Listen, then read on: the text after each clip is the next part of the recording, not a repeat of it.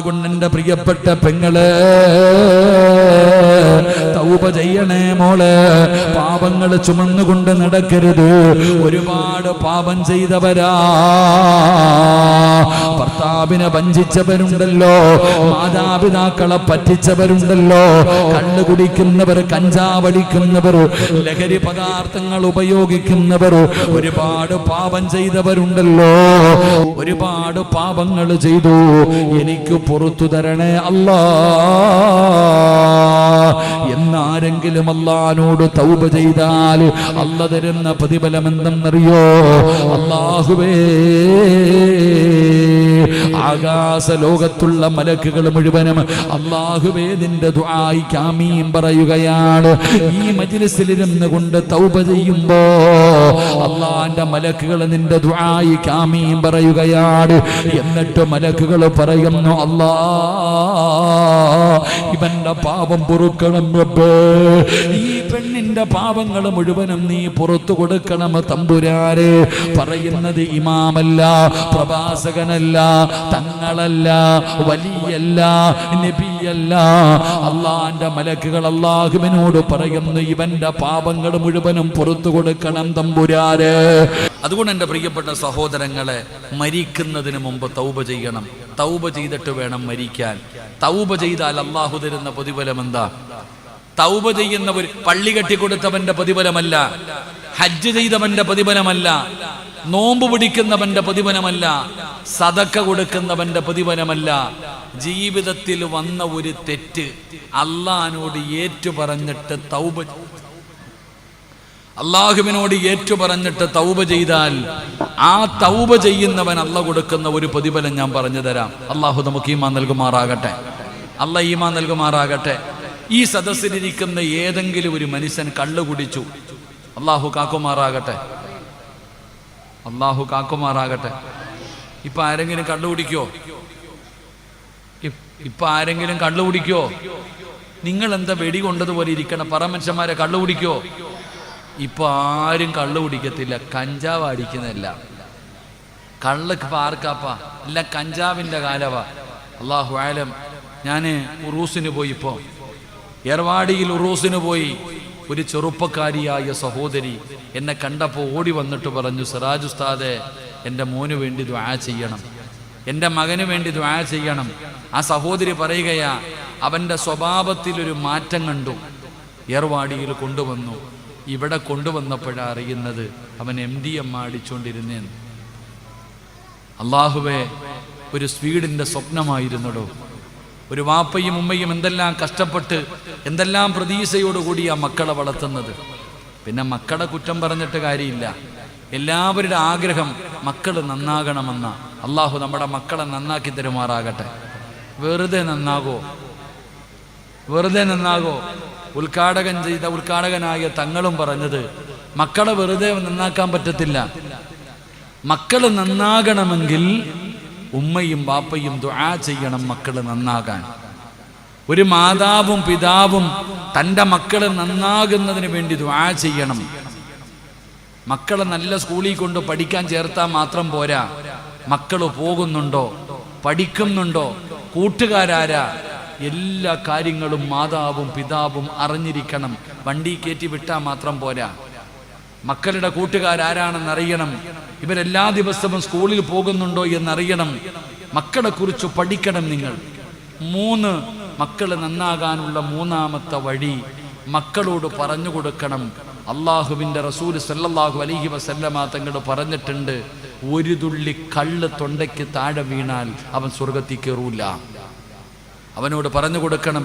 കൂടെ പഠിക്കുന്നവർ വീടി വലിക്കും, കഞ്ചാവടിക്കും, ബിയർ കുടിക്കും, നിന്നെ നിർബന്ധിക്കും, എൻ്റെ മോൻ തൊടല്ലേ, എൻ്റെ മോൻ കുടിക്കല്ലേ, എൻ്റെ മക്കൾ അവൻ്റെ കൂടെ കൂടല്ലേ എന്ന് മക്കൾക്ക് ഉപദേശിച്ചു കൊടുക്കേണ്ട കടമ മാതാപിതാക്കളുടേതാണ്. 4, എൻ്റെ പ്രിയപ്പെട്ട സഹോദരങ്ങളെ, മക്കൾക്ക് ആദർശം പഠിപ്പിച്ചു കൊടുക്കണം. ഇസ്ലാമിൻ്റെ ആദർശം നിന്റെ മക്കൾക്ക് പഠിപ്പിച്ചു കൊടുക്കണം. തൊപ്പിയിട്ടുകൊണ്ട് സ്കൂളിൽ പോണ എത്ര മക്കളുണ്ട്? തൊപ്പിയിട്ടുകൊണ്ട് സ്കൂളിൽ പോകുന്ന എത്ര മക്കളുണ്ട്? ളുഹർ നിസ്കരിക്കുന്ന എത്ര മക്കളുണ്ട്? ഹാജിയാരുടെ മോനും മോളും പഠിക്കുന്നുണ്ടല്ലോ, ളുഹർ നിസ്കരിക്കുന്ന എത്ര മക്കളുണ്ട്? വാപ്പാ നീ നിന്റെ മക്കൾക്ക് ആദർശം പറഞ്ഞുകൊട്. ഹാജിയാരുടെ മോള് ഫർദ ഇട്ടുകൊണ്ടാ സ്കൂളിൽ പോകുന്നേ, ഹിജാബ് ഇട്ടുകൊണ്ടാ സ്കൂളിൽ പോകുന്നേ. കർണാടക എന്ന് പറയുന്ന നാട്ടിൽ എൻ്റെ പ്രിയപ്പെട്ടവരെ ഹിജാബ് നിരോധിച്ചു.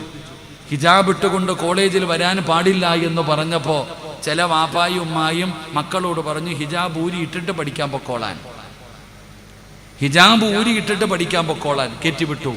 ചില വാപ്പമാര് പറഞ്ഞു ഹിജാബ് ഇട്ടുകൊണ്ട് സ്കൂളിൽ പോകാൻ പറ്റുന്നില്ലെങ്കിൽ സ്കൂള് വേണ്ട, ആദർശം വേണം. ആ മാതാപിതാക്കൾ പറഞ്ഞു സ്കൂള് തന്നെ വേണ്ട, ഞങ്ങളുടെ മക്കൾ ഞങ്ങൾക്ക് ആദർശമാണ് വലുത്, ദീനിന്റെ ആദർശം ഞങ്ങൾ മുറുകെ പിടിക്കുന്നവരാ. എൻ്റെ പ്രിയപ്പെട്ടവരെ, 18 വയസ്സുള്ള ഒരു പെൺകുട്ടി ചങ്കൂറ്റത്തോടുകൂടി ശത്രുക്കളുടെ മുമ്പിൽ ഹിജാബ് ഇട്ടുകൊണ്ട് പോരാടുന്ന പോരാട്ടം നമ്മൾ വീഡിയോ കണ്ടവരാ. നിങ്ങൾക്കറിയോ, ആ കുട്ടിക്കായിരുന്നു ഏറ്റവും കൂടുതൽ മാർക്ക്.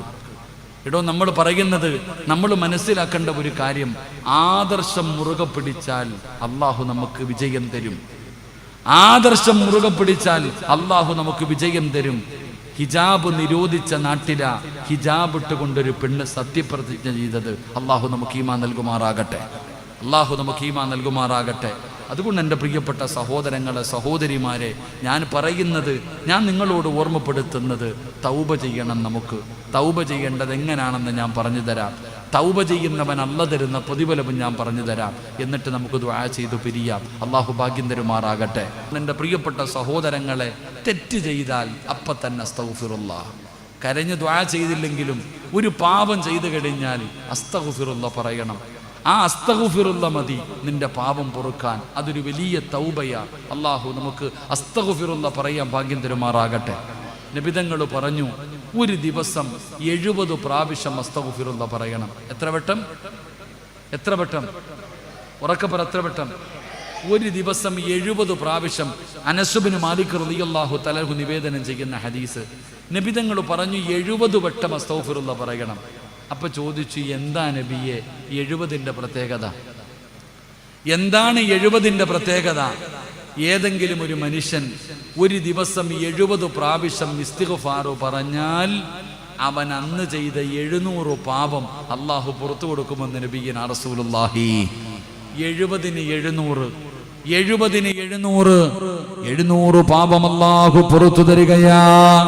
അതുകൊണ്ട് എൻ്റെ പ്രിയപ്പെട്ട പെങ്ങളെ,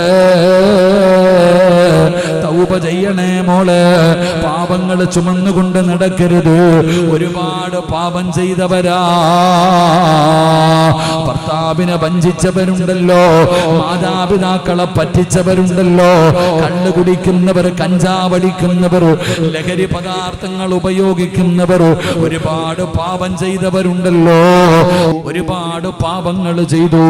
എനിക്ക് പുറത്തു തരണേ അല്ലാ എന്നാരെങ്കിലും അല്ലാഹുവോട് തൗബ ചെയ്താൽ അല്ല തരുന്ന പ്രതിഫലം എന്തെന്നറിയോ? അല്ലാഹുവേ, ആകാശ ലോകത്തുള്ള മലക്കുകൾ മുഴുവനും അല്ലാഹുവേ നിന്റെ ദുആയിക്ക് ആമീൻ പറയുകയാണ്. ഈ മജ്ലിസിൽ ഇരുന്ന് കൊണ്ട് തൗബ ചെയ്യുമ്പോ അല്ലാഹുവിന്റെ മലക്കുകൾ നിന്റെ ദുആയിക്ക് ആമീൻ പറയുകയാണ്. എന്നിട്ട് മലക്കുകൾ പറയുന്നു, അല്ലാ ഇവന്റെ പാപം പൊറുക്കണം റബ്ബേ, ഈ പെണ്ണിന്റെ പാപങ്ങൾ മുഴുവനും നീ പുറത്തു കൊടുക്കണം തമ്പുരാനെ. പറയുന്നത് ഇമാമല്ല, പ്രവാചകനല്ല, തങ്ങളല്ല, വലിയല്ല, നബിയല്ല. അള്ളാന്റെ മലക്കുകൾ അല്ലാഹുവിനോട് പറയുന്നു, ഇവന്റെ പാപങ്ങൾ മുഴുവനും പുറത്തു കൊടുക്കണം തമ്പുരാനെ. എന്നിട്ട് മലക്കുകൾ പറയുകയാ, സ്വർഗ്ഗം കൊടുക്കണേ അല്ലാ. ഈ ദുആ ചെയ്യുന്നവന് സ്വർഗ്ഗം കൊടുക്കണം, ഈ തൗബ ചെയ്യുന്നവന് സ്വർഗ്ഗം കൊടുക്കണം. ഇവന് മാത്രമല്ല, വമന സലഹ മിൻ ആബായിഹിം വഅസ്വാജിഹിം വദുരിയാതിഹിം വപാ.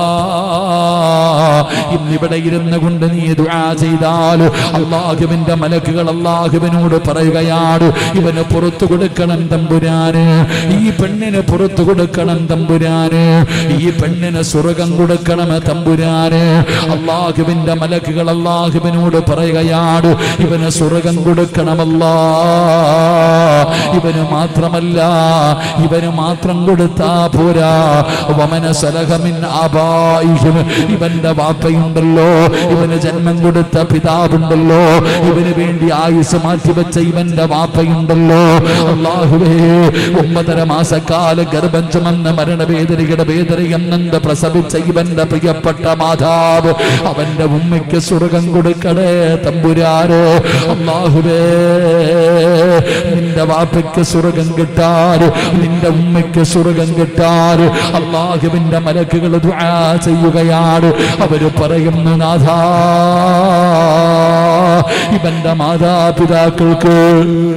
ഇവന്റെ മാതാപിതാക്കൾക്ക് മാത്രം കൊടുത്താ പോരാ, ഇവന്റെ മക്കൾക്ക് കൊടുക്കണം, ഇവന്റെ ഭാര്യയ്ക്ക് കൊടുക്കണം. വമന സലഹ മിൻ ആബായിഹിം വഅസ്വാജിഹിം വദുരിയാതിഹിം, പടച്ചവനെ, ഇവന്റെ ബാപ്പ, ഇവന്റെ ഉമ്മ, ഇവന്റെ ഭാര്യ, ഇവന്റെ മക്കള്, പടച്ചവരെ കുടുംബസമേതം സ്വർഗം കൊടുക്കണേ അല്ലാ. മലക്കുകൾ ദുആ ചെയ്യാൻ ചെറുപ്പക്കാരാ, പെങ്ങളെ ദുആ ചെയ്യണം പെങ്ങള്. സീരിയല് കാണുന്നത് മുഴുവനും നിർത്തണം പെങ്ങള്. TV ഓഫാക്കി വെക്കണം പെങ്ങള്. അല്ലാഹുവിന്റെ ഖുർആൻ പറയുകയാ,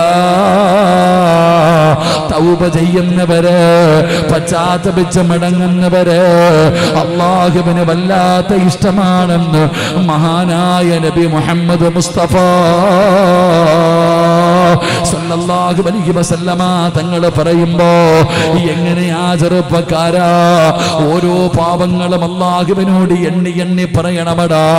നാണം വേണ്ട, ലജ്ജ വേണ്ട, നിനക്കൊന്നേ മതി, നിന്റെ പാപം കഴുകി കളയണമല്ലോ, നിന്റെ പാപങ്ങൾ മുഴുവനും പൊറുക്കണമല്ലോ. അതുകൊണ്ട് ചെയ്തതെന്താണോ അല്ലാഹുവോട് ഏറ്റു പറഞ്ഞ സ്വർഗ്ഗം അല്ലാഹു നിനക്ക് തരുമെന്ന് ആദരവായ പ്രവാചകൻ നബി മുഹമ്മദ് മുസ്തഫ സല്ലല്ലാഹു അലൈഹി വസല്ലമ തങ്ങള്, എടോ, ഇന്ന് നിങ്ങൾ ആരെങ്കിലും ഇവിടെ ഇരുന്നിട്ട്, റബ്ബേ, ഞാൻ കള്ളുകുടിച്ചു, ഞാൻ വ്യഭിചരിച്ചു, ഞാൻ പലിശ തിന്നു, ഞാൻ ചതിച്ചു, ഞാൻ വഞ്ചിച്ചു, അല്ലാ, ഞാൻ നിസ്കാരം മുടക്കി, എനിക്ക് പുറത്തുതാ അല്ലാ എന്ന് ഏതെങ്കിലും ഒരു മനുഷ്യൻ ദുആ ചെയ്ത മലക്കുകൾ പറയും, ഇത് സ്വീകരിക്കണേ അല്ലാ, ഇത് സ്വീകരിക്കണേ അല്ലാ. മലക്കുകൾ ആമീൻ പറയും. എന്നിട്ട് മലക്കുകൾ അല്ലാഹുവോട് പറയും, സിറാജിന് സ്വർഗം കൊടുക്കണം അല്ലാ, സിറാജിന് സ്വർഗം കൊടുക്കണം പടച്ചവനെ. സിറാജിന്റെ വാപ്പയ്ക്ക് കൊടുക്കണം, സിറാജിന്റെ ഉമ്മയ്ക്ക് കൊടുക്കണം, സിറാജിന്റെ ഭാര്യയ്ക്ക് കൊടുക്കണം, സിറാജിന്റെ മക്കൾക്ക് കൊടുക്കണം. ഇവരെ കുടുംബസമേതം സ്വർഗത്തിലേക്ക് കടത്തിവിടണേ എന്ന് മലക്കുകൾ അല്ലാഹുവിനോട് ദുആ ചെയ്യുമെന്ന് ആദരവായ പ്രവാചകൻ നബി മുഹമ്മദ് മുസ്തഫ സല്ലല്ലാഹു അലൈഹി വസല്ലം. അതാണ് തൗബ, അതാണ് തൗബയുടെ മഹത്വം. അതുകൊണ്ട് എൻ്റെ പ്രിയപ്പെട്ടവരോട് ഞാൻ പറയുകയാ, നമുക്ക് തൗബ ചെയ്തിട്ട് പിരിയാ.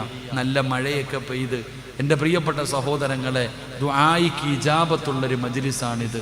അതുകൊണ്ട് നമുക്ക് അല്ലാഹുവിനോട് തൗബ ചെയ്യാം. അല്ലാഹു നമുക്ക് ഭാഗ്യം തരുമാറാകട്ടെ, അല്ലാഹു ഭാഗ്യം തരുമാറാകട്ടെ. ഇൻഷാ അല്ലാഹ് തൗബ ചെയ്തൂടെ, തൗബ ചെയ്തൂടെ, തൗബ ചെയ്തൂടെ. ഈ തൗബ എന്ന് പറഞ്ഞ എന്താ, അതുകൂടെ പഠിക്കാം. എന്താണ് തൗബ എന്ന് പറഞ്ഞ? എൻ്റെ പൊന്നാര ചങ്ങാതി 27-ാം രാവിൻ്റെ അന്ന് കുളിച്ചൊരുങ്ങി പോകുന്നുണ്ട്. എവിടെ പോവാടാ? തൗബ ചെയ്യാൻ പോവാ. തൗബ ചെയ്യാൻ പോ. അന്ന് മാത്രം ചെയ്യാനുള്ള ഒരു സാധനമല്ല തൗബ. തൗബ എന്ന് പറഞ്ഞാൽ എങ്ങനെയാ ചെയ്യേണ്ടതെന്നറിയോ? ഒരു ഉദാഹരണം ഞാൻ പറയാം. മഹാനായ സയ്യിദുന ഉമർ ഇബ്നുൽ ഖത്താബ്, നിങ്ങളുടെ കൊച്ചാപ്പ ഉമറിൻ്റെ പേരല്ല ഞാൻ പറഞ്ഞത്, ഒരു ഖലീഫയായ ഉമർ തങ്ങളുടെ പേരാ പറയുന്നേ. മഹാനായ സയ്യിദുന ഉമർ ഇബ്നുൽ ഖത്താബ് റളിയല്ലാഹു തആല അൻഹു രാജ്യം ഭരിക്കുമ്പോൾ, നിങ്ങളൊക്കെ വേർക്കലുണ്ടോ? ചൂടുണ്ടോ? നിങ്ങൾക്ക് ചൂടൊന്നുമില്ല? സുബ്ഹാനല്ലാഹ്. ഓഫായ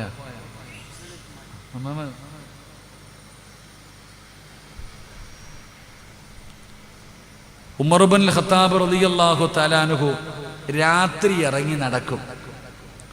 ഖലീഫയായ ഉമർ റളിയല്ലാഹു തആല അൻഹു രാത്രി ആയി കഴിഞ്ഞാൽ തൻ്റെ ജനതയെക്കുറിച്ച് പഠിക്കുന്നതിന് വേണ്ടി ഇറങ്ങി നടക്കും. ഒരു ദിവസം രാത്രി ഇങ്ങനെ നടന്നു പോകുമ്പോൾ ഒരാൾ വരുന്നുണ്ട് അവിടെ നിങ്ങോട്ട്. ഉമർ തങ്ങൾ അദ്ദേഹത്തെയും കണ്ടു, അദ്ദേഹം ഉമർ തങ്ങളെയും കണ്ടു. ഈ മനുഷ്യൻ ഉമർ ഇബ്നുൽ ഖത്താബ് റളിയല്ലാഹു തആല അൻഹുവിനെ കണ്ട ഉടനെ കൈകാല് വിറയ്ക്കാൻ തുടങ്ങി. കാരണം 2 കുപ്പി കള്ളും കൈ പിടിച്ചോണ്ടാ വരണേ. 2 കുപ്പി കള്ള് കൈ പിടിച്ചോണ്ടാ വരുന്നേ. എതിരെ വരുന്നത് ഉമർ. വെട്ടൊന്ന് തുണ്ടൻ 2. ഈ സിസ്റ്റമാ ഉമർ തങ്ങൾ. ഒരു വിട്ടുവീഴ്ചയും ചെയ്യില്ല. ഇയാളുടെ കൈകാല് വിറയ്ക്കാൻ തുടങ്ങി. അള്ളാഹുവേ, ഈ മനുഷ്യന്റെ പേടി എന്തെന്നറിയോ? ഉമർ തങ്ങൾ വിചാരിച്ചിരിക്കുന്നത് ഇയാൾ നല്ല മനുഷ്യനാണെന്നാ. ഇയാൾ നല്ല മനുഷ്യനാണെന്നാ ഉമർ തങ്ങൾ കരുതിയിരിക്കുന്നത്. എൻ്റെ പ്രിയപ്പെട്ട സഹോദരങ്ങളെ, ഈ മനുഷ്യൻ എന്ത് ചെയ്തെന്നറിയോ? കണ്ണ് 2 അടച്ചു പിടിച്ചു. 2 കണ്ണും അടച്ചു പിടിച്ചു. എന്നിട്ട് അള്ളാഹുവിനോട് പറഞ്ഞു, പടച്ചവനെ, ഞാൻ ചെയ്യുന്നത് തെറ്റാ, സമ്മതിച്ചു. ഞാൻ ചെയ്യുന്നത് തെറ്റാണ്, സമ്മതിച്ചു. അല്ലാ, ഇനി ഒരിക്കലും ഞാൻ ചെയ്യില്ല. ഇനി മരിക്കുന്ന കാലം വരെ ഞാൻ എൻ്റെ കൈ കൊണ്ട് തൊടൂല. ഉമറിൻ്റെ മുമ്പിൽ നിന്ന് നീ എന്നെ രക്ഷപ്പെടുത്തണം. ഈ മനുഷ്യൻ പറയുന്നത്, അല്ലാഹുവേ, മരിക്കുന്ന കാലം വരെ ഇനി ഞാൻ കള്ള് കൈകൊണ്ട് തൊടത്തില്ല. എന്നെ ഉമറിൻ്റെ മുമ്പിൽ നിന്ന് നീ രക്ഷപ്പെടുത്തണം. ഇത് പറഞ്ഞു തീർന്നതും ഉമർ തങ്ങൾ ചോദിച്ചു, നീ എവിടെ പോയെന്ന്. ഇത് നടന്ന് മുമ്പിലെത്തി. ഉമർ തങ്ങൾ ചോദിച്ചു, നീ എവിടെ പോയി? എന്താ കയ്യിലെന്താ? ആ മനുഷ്യൻ പറഞ്ഞ മറുപടി എന്തെന്നറിയോ? എൻ്റെ കയ്യിലിരിക്കുന്നത് സുറുക്കയാ. ഉമർ തങ്ങൾ പറഞ്ഞു, ഇങ്ങോട്ട് തരാൻ. ആ കള്ളുകുപ്പി മേടിച്ചിട്ട് തുറന്നു നോക്കിയപ്പോൾ ആ കള്ള് സുറുക്കയായി മാറി. ആ 2 കുപ്പി കള്ളും സുറുക്കയായി മാറി ഒറ്റ നിമിഷം കൊണ്ട്. എൻ്റെ പ്രിയപ്പെട്ട സഹോദരങ്ങളെ, എങ്ങനെ മാറി ആ മനുഷ്യൻ്റെ ദുആ, ആ മനുഷ്യൻ്റെ തൗബ. ഇതിനാണ് തൗബ എന്ന് പറയുന്നത്. ആ മനുഷ്യനറിയാം എൻ്റെ റബ്ബെന്നെ കൈവിടില്ല എന്ന്. പക്ഷെ നമ്മളോ? ദുആ ചെയ്യുന്നവന് തന്നെ അറിയാം ഇത് അള്ളാഹു സ്വീകരിക്കില്ല എന്ന്. അള്ളാഹു ഈമാൻ തരുമാറാകട്ടെ. ദുആ ചെയ്യുന്നവനും അറിയാം, ആമീൻ പറയുന്നവനും അറിയാം ഇതുകൊണ്ട് കാര്യമില്ലെന്ന്. ഉദാഹരണം, പള്ളിയിലെ ഉസ്താദ് നിസ്കാരം കഴിഞ്ഞിട്ട് ദുആ ചെയ്യും. എത്ര പേരാ ആമീൻ പറയണേ? എത്ര പേരാ ആമീൻ പറയുന്നത്? എൻ്റെ പ്രിയപ്പെട്ട ചങ്ങായിമാരെ, ആ 3 എണ്ണത്തിനെ പിടിച്ചേരെ മാരെ. എന്തെങ്കിലും പറയാൻ പേടിയാ. തൊപ്പിയുടെ ടീമാണെങ്കിൽ മറുപടി വെക്കുമ്പോൾ പോടേണ്ടി വരും. അപ്പോൾ ഇരിയുടെ ചങ്ങായി അവിടെ കാണും. അള്ളാഹു നമ്മുടെ മക്കളെയൊക്കെ നല്ല മക്കളാക്കി തരുമാറാകട്ടെ. ആമീൻ പറ. അള്ളാഹു നമ്മുടെ മക്കളെ നല്ല മക്കളാക്കി തരുമാറാകട്ടെ. എൻ്റെ പ്രിയപ്പെട്ട സഹോദരങ്ങളെ, പള്ളിയിലെ ഉസ്താദ് ദുആ ചെയ്യുമ്പോൾ ആമീൻ കേൾക്കാറുണ്ടോ? ഉണ്ടോ ആജിയക്കന്മാരെ? പിന്നെ 2 കൈ ഇങ്ങനെ വെച്ചിട്ടിരിക്കുക, സദ്യ ഉണ്ടായിരിക്കണ പോലെ. ഞാൻ എൻ്റെ ഒരു അനുഭവം പറയാം. ഞാൻ ഒരു മരിച്ച വീട്ടിൽ എന്നെ ദുആ ചെയ്യാൻ കൊണ്ടുപോയി. മരിപ്പെല്ലാം കഴിഞ്ഞു. 3-നാണോ 7-നാണോ എന്നെ ഒരു മരിച്ച വീട്ടിൽ കൊണ്ടുപോയി. ഞാൻ ആ വീട്ടിൽ ചെന്ന് യാസീൻ ഓതി. എന്നിട്ട് ദുആ ചെയ്യാൻ സമയമായപ്പോൾ ഞാൻ ഇങ്ങനെ ഇരിക്കുക. ആമീൻ പറയാൻ ആരെയും കാണുന്നില്ല. എല്ലാവരും ബിരിയാണി വിളമ്പോ അവിടെ. എല്ലാവരും ഭക്ഷണം വിളമ്പാനുള്ള തിരക്കിൽ നടക്കുക. ഞാനും എൻ്റെ കൂടെ പോയ ഉസ്താദ് യാസീൻ ഓതിയിട്ട് ഇങ്ങനെ ഇരിക്കുക. കുറേ നേരമായി. ഉസ്താദെ ദുആ ചെയ്തോ, ദുആ ചെയ്യുന്നു പറയുന്നതല്ലാതെ ആരും ആമീൻ പറയാൻ വരുന്നില്ല. ഞാൻ എന്ത് ചെയ്തെന്നറിയാവോ? ഞാൻ അവിടെ ഇരുന്നുകൊണ്ട് ദുആ ചെയ്തു, അല്ലാഹുവേ, ഈ ഓതിയ യാസീനിൻ്റെ പ്രതിഫലം എൻ്റെ വാപ്പാടെ കബറിൽ എത്തിക്കണേ അല്ലാ. ഞാൻ എൻ്റെ വാപ്പായ്ക്ക് തന്നെ ഹദിയ ചെയ്തു. കാരണം അവർക്ക് ആർക്കും വേണ്ട. ഞാൻ ഇങ്ങനെ ദുആ ചെയ്തപ്പോൾ എൻ്റെ കൂടെ ഇരുന്ന ഉസ്താദ് എന്നെ നല്ലതുപോലെ ഒന്ന് നോക്കി. ഞാൻ പറഞ്ഞു, ഉസ്താദിൻ്റെ കുടുംബത്തിൽ മരിച്ചവർക്ക് നീ കൊടുത്തേക്കണേ അല്ലാ. കാരണം എന്തേ? അവർക്കാർക്കും വേണ്ടടോ. അവരവരുടെ പണി നടക്കുക. ഇതാ പള്ളിയിലെ ഉസ്താദിനും തോന്നുന്നത്, ആർക്കാ അല്ലാ ഞാൻ ദുആ ചെയ്യണേ? ആമീൻ പറയാൻ ഒരുത്തനെയും കിട്ടാത്ത കാലം. എൻ്റെ പ്രിയപ്പെട്ട സഹോദരങ്ങളെ, വല്ലാത്ത കാലപാടോ. ഇപ്പൊ ദുആ തന്നെ ഇല്ല എന്ന് പറയുന്ന അവസ്ഥ. ഇവിടെ പോയിരിക്കുന്നു. എല്ലാവരും ബിരിയാണി വിളമ്പോ അവിടെ. എല്ലാവരും ഭക്ഷണം വിളമ്പാനുള്ള തിരക്കിൽ നടക്കുക. ഞാനും എൻ്റെ കൂടെ പോയ ഉസ്താദ് യാസീൻ ഓതിയിട്ട് ഇങ്ങനെ ഇരിക്കുക. കുറേ നേരമായി. ഉസ്താദെ ദുആ ചെയ്തോ, ദുആ ചെയ്യുന്നു പറയുന്നതല്ലാതെ ആരും ആമീൻ പറയാൻ വരുന്നില്ല. ഞാൻ എന്ത് ചെയ്തെന്നറിയാവോ? ഞാൻ അവിടെ ഇരുന്നുകൊണ്ട് ദുആ ചെയ്തു, അല്ലാഹുവേ ഈ ഓതിയ യാസീനിൻ്റെ പ്രതിഫലം എൻ്റെ വാപ്പാടെ കബറിൽ എത്തിക്കണേ അല്ലാ. ഞാൻ എൻ്റെ വാപ്പായ്ക്ക് തന്നെ ഹദിയ ചെയ്തു. കാരണം അവർക്ക് ആർക്കും വേണ്ട. ഞാൻ ഇങ്ങനെ ദുആ ചെയ്തപ്പോൾ എൻ്റെ കൂടെ ഇരുന്ന ഉസ്താദ് എന്നെ നല്ലതുപോലെ ഒന്ന് നോക്കി. ഞാൻ പറഞ്ഞു, ഉസ്താദിൻ്റെ കുടുംബത്തിൽ മരിച്ചവർക്ക് നീ കൊടുത്തേക്കണേ അല്ലാ. കാരണം എന്തേ? അവർക്കാർക്കും വേണ്ടടോ, അവരവരുടെ പണി നടക്കുക. ഇതാ പള്ളിയിലെ ഉസ്താദിനും തോന്നുന്നത്, ആർക്കാ അല്ലാ ഞാൻ ദുആ ചെയ്യണേ? ആമീൻ പറയാൻ ഒരുത്തനെയും കിട്ടാത്ത കാലം. എൻ്റെ പ്രിയപ്പെട്ട സഹോദരങ്ങളെ, വല്ലാത്ത കാലപാടോ. ഇപ്പൊ ദുആ തന്നെ ഇല്ല എന്ന് പറയുന്ന അവസ്ഥ ഇവിടെ പോയിരിക്കുന്നു.